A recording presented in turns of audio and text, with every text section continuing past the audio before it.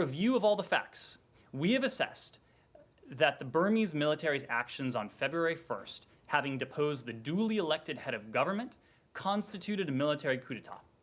The United States will continue to work closely with our partners throughout the region and the world to support respect for democracy and the rule of law in Burma, as well as to promote accountability for those responsible for overturning Burma's democratic transition. And finally, the United States congratulates Israel and Kosovo on formally establishing diplomatic relations. Yesterday was a historic day. Deeper international ties help promote stability, peace, and prosperity in both regions. When our partners are united, the United States is stronger. The United States will stand by Kosovo as it continues to move forward on its Euro-Atlantic path. And with that, I look forward to taking your questions. Thank you, Ned. Welcome to your first briefing. Thank you. You say you welcome the back for, let's see how long that lasts. Hopefully I have a little bit of a honeymoon. Maybe a little bit of a honeymoon. Let's just start with, there's a lot going on. Let's just start very briefly with Burma. I'm wondering if you guys have been able to determine yet how much of the 108 million that is supposed to go to Burma in assistance this year, writ large, how much of that could be affected by whatever suspension the coup designation means. And then secondly, and I'm not going to ask you to try to speak for a previous administration, even previous administration that you were a part of, but back in 2013, when there was a quote-unquote coup in Egypt, it took the administration, the Obama administration, 3 weeks to decide that it wasn't going to decide whether it was a coup. In this case, and which is what I'm asking you to speak to, it's been less than a day, basically. Why were you able, how was this administration able to come to a decision so quickly on whether it met the criteria to be a coup? Thanks. Well, Matt, to your second question first, the facts in this case were stark. The facts in this case were clear.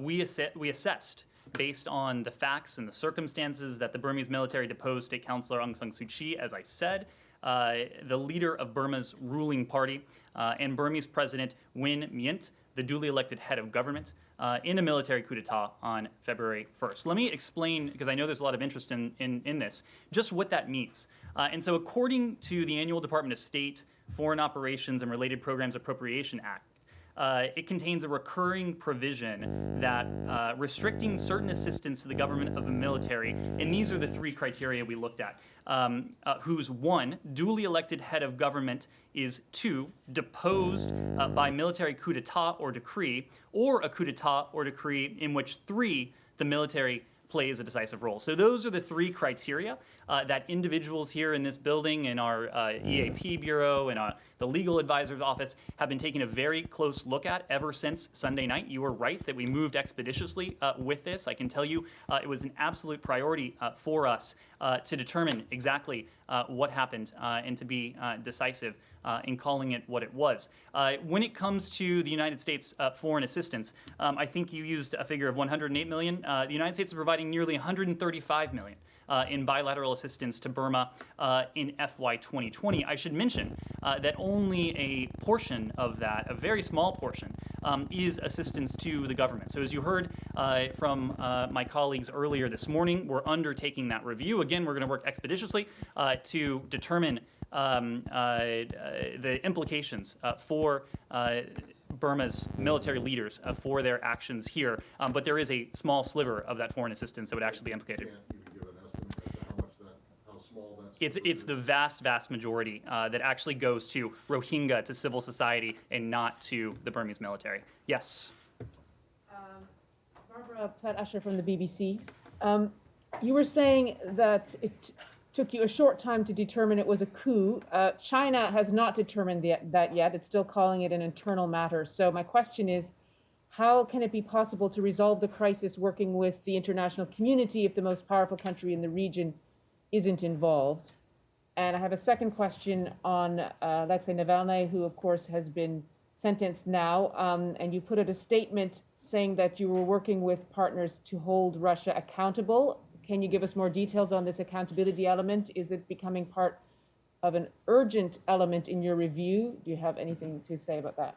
Sure. So on your first question, we and officials in this building, officials in our posts around the world, have been burning up the phone lines since Sunday night. We have been in close touch with our like-minded allies, with our like-minded partners around the world. That includes our allies in Europe. It includes our treaty allies in the Indo-Pacific, as well as our partners in the region as well. This really gets to our approach to foreign policy broadly. We understand that across every challenge, the United States is going to be the most powerful country in the world, but bringing along those allies, those partners, are force multipliers. Whether it is restoring democracy in Burma, whether it is holding Russia to account, whether it is competing and ultimately outcompeting with the Chinese, everything we do will be more effective if we are to bring our allies and partners along with us. And that's precisely what we're doing. You're right that we have focused on like-minded allies and partners in responding to recent events in Burma, the coup in Burma. We'll continue to do that. Now, when it comes to Mr. Navalny, the Secretary of State, if I'm not mistaken, just a little while ago, put out a statement condemning these latest actions. You've also heard the President, in one of his early statements as Commander-in-Chief, issue a tasking to the intelligence community for its full assessment of Russia's malign activities. And as we have said, that includes the SolarWinds breach, Russian interference in the 2020 election, Russia's use, applicable in this case, of chemical weapons against Mr. Navalny, and the alleged bounties on U.S. soldiers in Afghanistan. That review is ongoing. The Director of National Intelligence is overseeing that review. Those are our and those are the concerns that, of course, undergird that review and that will weigh in determining next steps. But, of course, we are going to look very carefully at the deteriorating human rights situation in Russia, what has happened with Mr. Navalny specifically, what has happened with the mass detentions of those who have bravely taken to the streets in the aftermath of Mr. Navalny's arrest. And, of course, all of that we will account for in determining an appropriate policy course. Yes. Have you spoken at all to the Chinese, just briefly? On Russia? No, on Burma. Have you spoken at all to the Chinese? I don't have any specific conversations to read out. Again, we focused on our like-minded allies and partners. Yes. It's great to see you behind the See you. podium. I'm Saeed Erikat with a good daily newspaper. So I wanted to ask you very quickly, last Tuesday, U.S. envoy to the United Nations told the Security Council, am I clear? I'm having a hard time. Okay, I think I'm wearing a double mask, that's why. Sorry. He told the Security Council that the United States is going to restore aid to UNRWA, the Work and Relief Agency, and will probably reopen the consulate in East Jerusalem, as well as reopening the office here in Washington for the Palestinians. My question to you, is there a timetable, one on UNRWA aid, considering that the United States was the largest contributor? So will that be retroactive? I mean, that's close to like $900 million since 2018. Well, you are right that last week our acting U.S. ambassador to the UN did make that announcement. The United States does intend to restore humanitarian assistance to the Palestinian people. We're not doing that as a favor, but because it's in the interest of the United States to do so. Globally, our humanitarian assistance provides critical relief, such as emergency food assistance, healthcare, education. And the suspension of aid to the Palestinian people has neither produced political progress nor secured concessions from the Palestinian leadership. Of course, it has only harmed innocent Palestinians. The United States will reinvigorate our humanitarian leadership and work to galvanize the international community to meet its humanitarian obligations, including to the Palestinian people. I don't have any more details, but this is something we are working on very quickly to restore and to announce. And so when we do have more details, we'll be sure to share those. Just a follow-up. There is a Palestinian-American family stuck in Gaza. They're from Northern Virginia, Haniel Madhoun and his wife. And they tried to seek assistance from the embassy. The embassy told them to talk to the to the Israelis. The Israelis said, no, you're not. So I was just wondering if the U.S. Department of State will take any action to ensure their departure from Gaza. I am very aware of the case. Unfortunately, we don't have a Privacy Act waiver in this case, so I can't say anything more. Andrea. Thank you very much, Ned. On Navalny, to follow up on Barbara, the review, of course, of these other issues, these other allegations, especially the Afghan bounties, et cetera, is going to take a while. Is there anything that the U.S. can be doing now about Navalny and his imprisonment, given the fact that there are likely to be protests in the coming days, more arrests, and that some signal needs to be sent to Vladimir Putin? Well, Andrea, just as we concluded that what took place in Burma on February 1st was in fact a coup, and we did so expeditiously, we are working on this review, and I should say the Office of the Director of National Intelligence is working on this review very expeditiously as well. I wouldn't want to wade too much into that. I refer you to them to speak to a time frame. But the President of the United States, the Secretary of State, has made very clear that this is an absolute priority for us. So I wouldn't expect this review to take any longer than necessary. When it comes to measures that we can take in the meantime, look, I think you've already seen some very important actions that we've taken. We've spoken clearly and swiftly in the voice of the President of the United States, the Secretary of State. I have done so as well. And importantly, I would flag the G7 statement that came out just a couple days into this administration.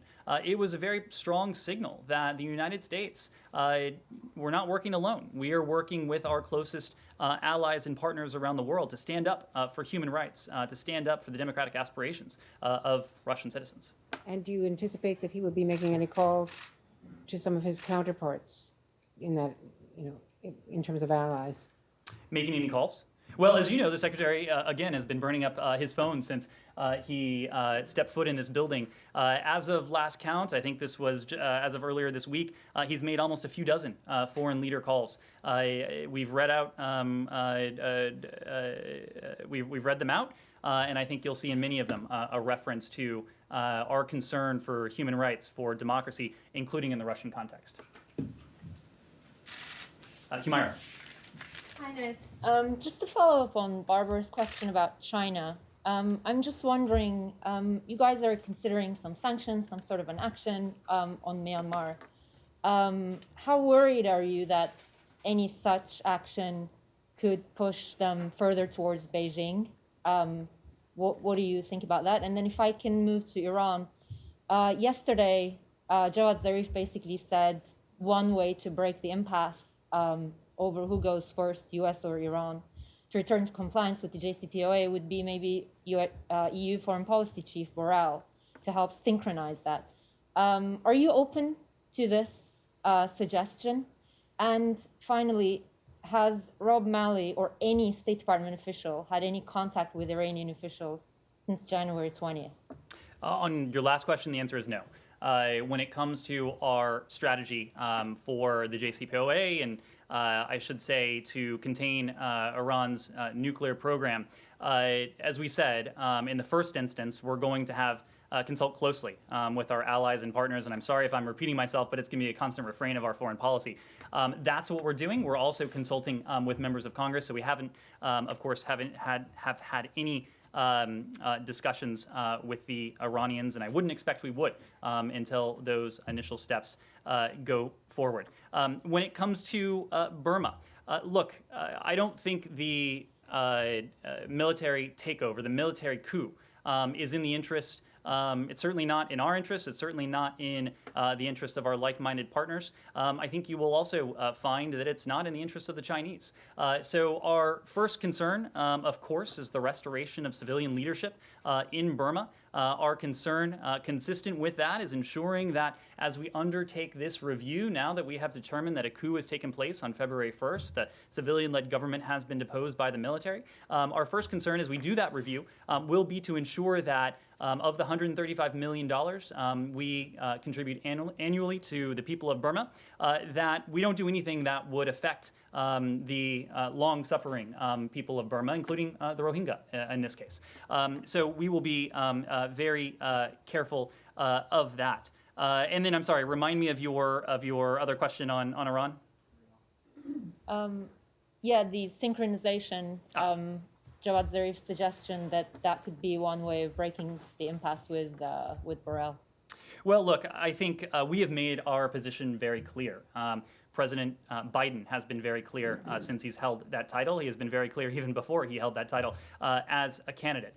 If Iran comes back into full compliance with its obligations under the JCPOA, the United States would do the same. And then we would then use that as a platform to build a longer and a stronger agreement that also addresses other areas of concern. Of course, though, we are a long way from that. Iran has distanced itself from compliance on a number of fronts, and there are many steps in that process. I mentioned a couple of them, consulting with our allies, consulting with our partners, consulting with Congress before we're reaching the point where we're going to engage directly with the Iranians and willing to entertain any sort of proposal, especially since we've been very clear about what the proposition we have put on the table. Yes? Yeah, I have two questions. I'm Michel Ganrour with Al Hurra Television. First, on the Palestinian issue, Palestinian officials have said that Deputy Assistant Secretary for Israel-Palestine, Hadi Amr, spoke by phone with them on Monday. Do you have any readout first for these calls? So Deputy Assistant Secretary Amr is making a range of introductory calls with the government of Israel and Palestinian Authority counterparts, as he assumes his new duties. We don't have anything to read out, but those discussions have started. And on Syria, news reports said that Secretary Blinken is considering former State Department and UN official Jeffrey Feltman as his special envoy to Syria.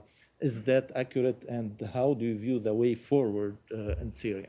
Well, I don't have any appointments or nominations to mention at this time. When it comes to Syria, look, we will renew U.S. efforts to promote a political settlement to end Syria's civil war in close consultations with our allies, our partners, and the UN. A political settlement must address the underlying causes that led to nearly a decade of civil war. We will use the tools at our disposal, including economic pressure, to push for meaningful reform and accountability, and will continue to support the UN's role in negotiating a political settlement in line with UNSCR 2254. We will also restore U.S. leadership in providing humanitarian aid, and you've heard me say that a couple times in this briefing already. Syria is a humanitarian catastrophe, and we must do more to aid vulnerable Syrians displaced within Syria, as well as refugees who have fled abroad. Yes, Will. Yes, Will Molden at the Wall Street Journal. Thank you so much for having these. I wanted to follow up with what you said earlier about the focus on like-minded allies and partners as a priority in cases like Burma, and was wondering about China. Does that mean serious diplomatic efforts with China will take a back seat? Is this an area we're having strategic patience? And as you may have seen, the China's top diplomat Yang Jiechi said last night in a U.S. forum that their red lines, which is anything they consider to be a domestic issue, ranging from Taiwan to Xinjiang, Hong Kong, and Tibet. So, wondering if you agree with that, and if there are efforts to to communicate or engage in diplomacy with Yang Jiechi or with other senior Chinese diplomats. Well, I did take note of Yang Jiechi's comments last night. I think we would respond by saying we urge Beijing to cease its military, diplomatic, and economic pressure against Taiwan and instead engage in meaningful dialogue with Taiwan's democratically elected leadership. Now, when it comes to China more broadly, you have heard us talk about our strategic approach to Beijing. We are in serious competition with China. Strategic competition is the frame through which we see that relationship. We know that China is engaged in a range of conduct that hurts American workers, it blunts our technological edge, it threatens our alliances and influence in international organizations, and China is engaged in gross human rights violations that shock the conscience. So we will counter China's aggressive and coercive actions, sustain our key military advantages, defend democratic values, invest in advanced technologies, and restore our vital security partnerships. Now, at the same time, even as this relationship, we see it through the lens of competition and positioning ourselves to compete and ultimately to outcompete with the Chinese through our own sources of strength, being our alliances, our partnerships, but also our domestic sources sources of strength, our workforce, our technology, our supply chain security, we understand too that there are going to be issues that for which we share a national interest, in which it is in our national interest to cooperate on a limited basis with China. Climate is going to be one of those. So, I think it goes without saying that we can walk and chew gum at the same time, not to be too colloquial. You will see us doing that with China. You will see us doing that with a number of challenges going forward. But that's a delay before that process starts, the interactions with China on these global issues, or is that something that's starting immediately? Well, I think, again, this goes back to how we are thinking about the sequencing of our foreign policy broadly. It has been no mistake that as President-elect Biden started reaching out to our closest allies, both in Europe, in the Indo-Pacific.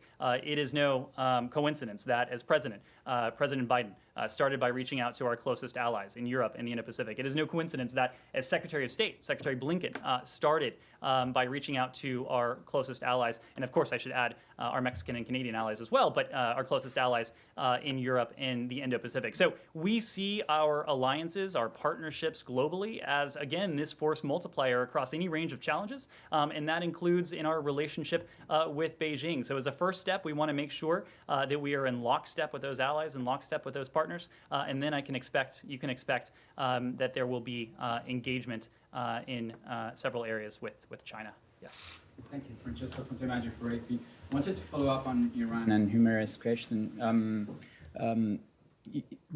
Does the Special Envoy Malley or the Secretary plan to talk to any Iranian counterpart anytime soon?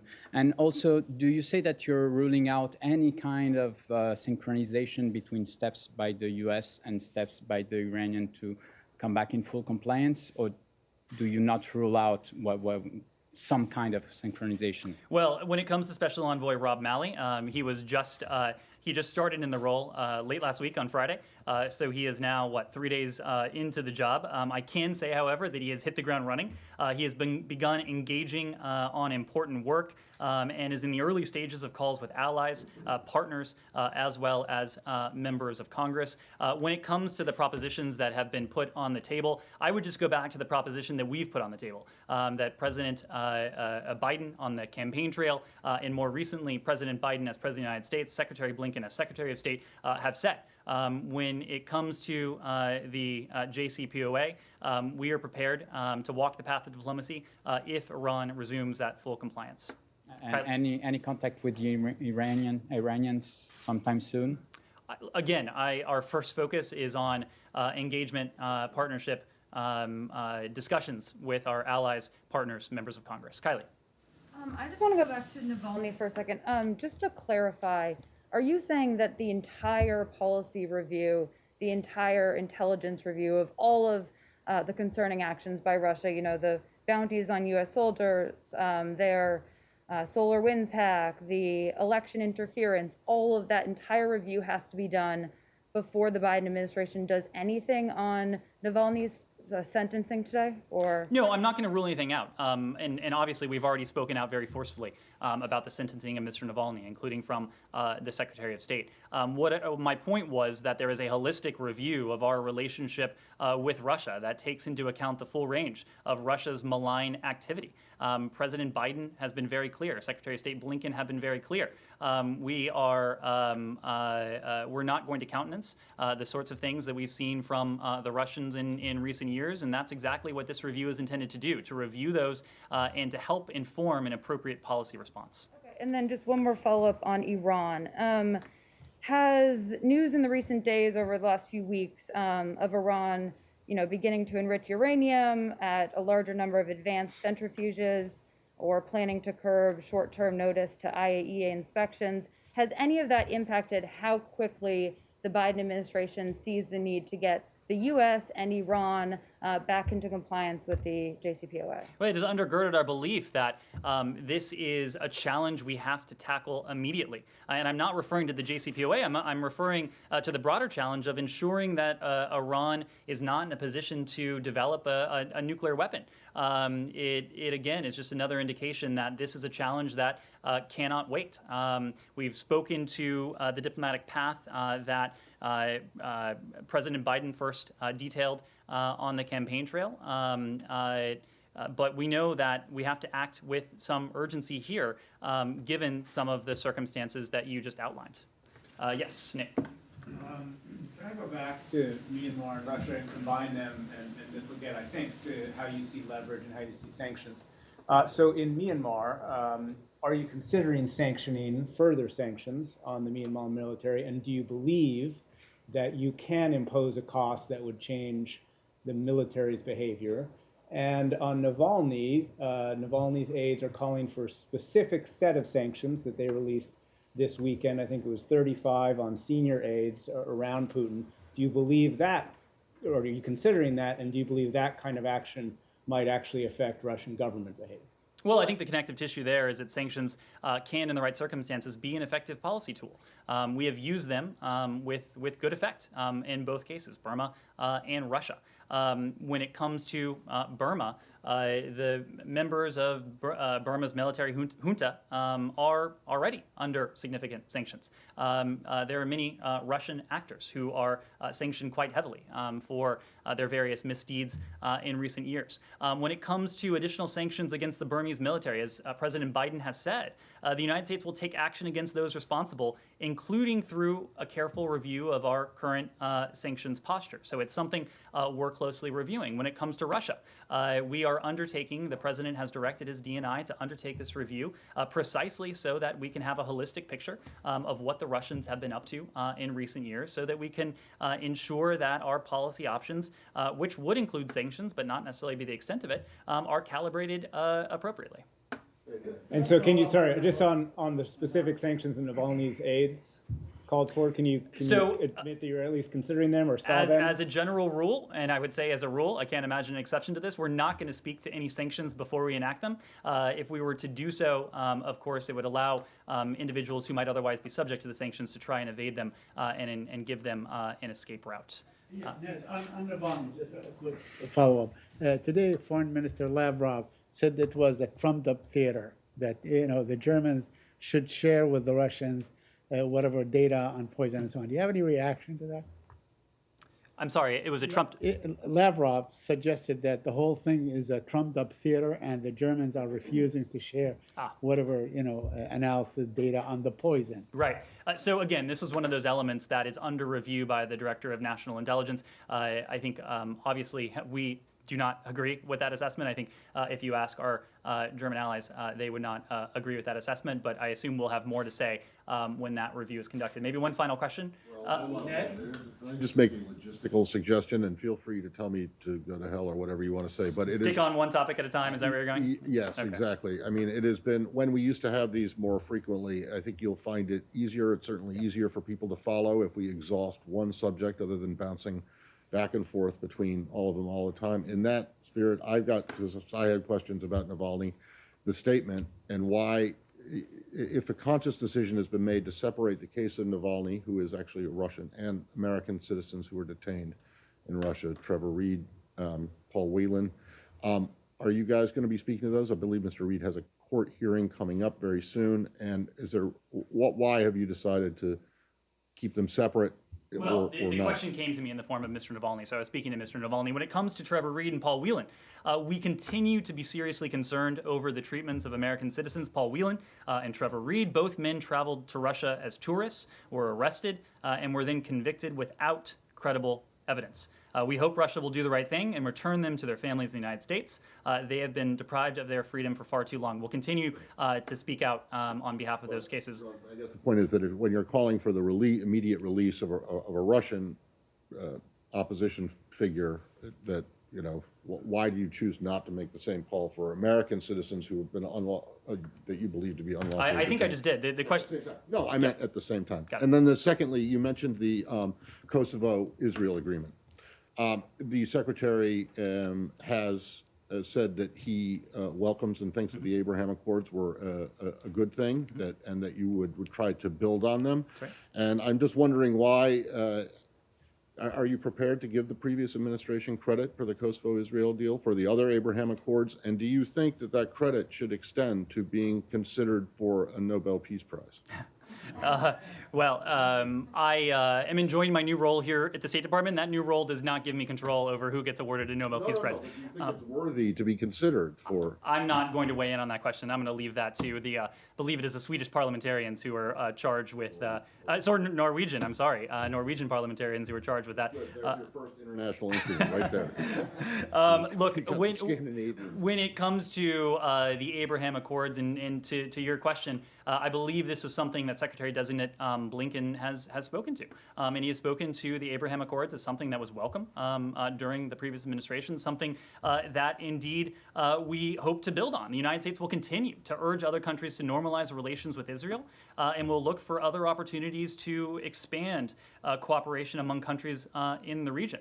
While we support normalization between Israel and countries in the Arab world, it's also not a substitute for Israeli-Palestinian peace, and that's very important. We hope that as Israel and other countries in the region join together in a common effort to build bridges and create new avenues for dialogue and exchange, these efforts contribute to tangible progress towards the goal of advancing a negotiated peace between Israelis and Palestinians. Ned, can you just clarify, sorry to interrupt, the economic embargo that used to exist on Myanmar, is restoring that, is that part of the review of sanctions that's undergoing now? We have just, as of, we have only recently come to the conclusion that this was in fact a coup, and that is why the assessment of our policy response, including potential sanctions, is just now underway. I wouldn't want to get ahead of that process. Rich? Thanks, Ned. A couple for you. The first on Iran, with the Secretary talking about the fissile material, I know he was citing public reports and not intelligence there. When the administration considers the JCPOA, does it view the JCPOA as the Obama administration did, that it's to be negotiated almost in a box, that nuclear issues are to be taken care of separately and then with the potential of building on? Or is this administration looking to bring other issues? And then separately, does the State Department leadership take issue with comments from the deputy spokesperson about police being seen as a threat? Rich, on that second question, we provided you with a statement. I don't have anything more to say on that. On the first,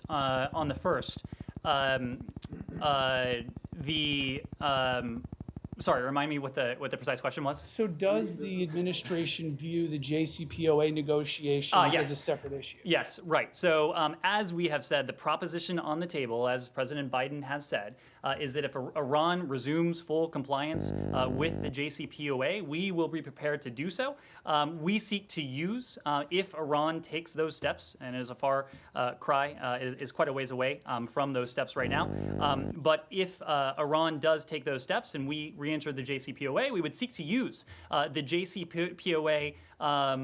We would seek to lengthen and strengthen including the nuclear terms of the agreement, and then to use that as a platform for follow-on agreements that would take on other areas of concern. And we all know them: ballistic missiles, support for proxies, a number of other issues are included in that. But the proposition that's on the table, the JCPOA is a start. Our hope, if Iran is willing to make those commitments, is to lengthen and strengthen that agreement and then pursue follow-on agreements regarding other areas of concern. I know we've gone on for quite some time. We're going to do this every day. I promise we'll take, we'll do this just about every day. We'll take one last question. Tracy Wilkinson from the LA Times.